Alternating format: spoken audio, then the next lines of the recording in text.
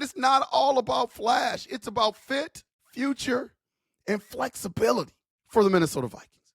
2024 free agency class, Aaron Jones, Blake Cashman, Jonathan Grenard, Shaq Griffin, Sam Darnold in the conversation for MVP, Gink re-signing Dalton Reisner at the guard spot. See, we are lucky, man, and we don't appreciate our brass all the time.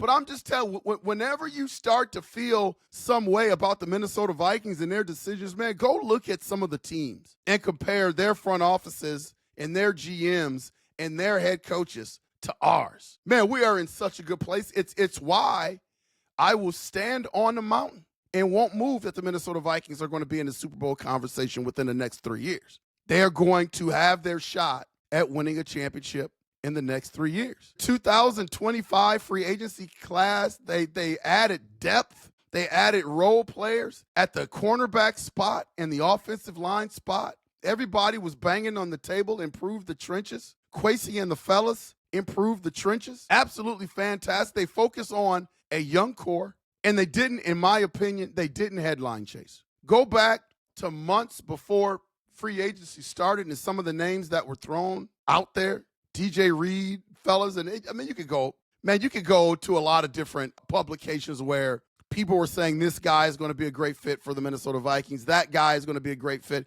These big names. And I think there were some that were really disappointed that we didn't get some of those big names, but we got the names that we needed. We solidified our offensive line in bringing in Donovan Jackson in the draft. Now the only question that was left, because we got all of these things in place, was who our QB2 was going to be. We just acquired Sam Howell. He's young, but he's got a lot of cost control in terms of competition. You're not breaking the bank for him.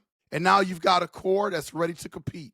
The Minnesota Vikings are essentially younger, faster, cheaper.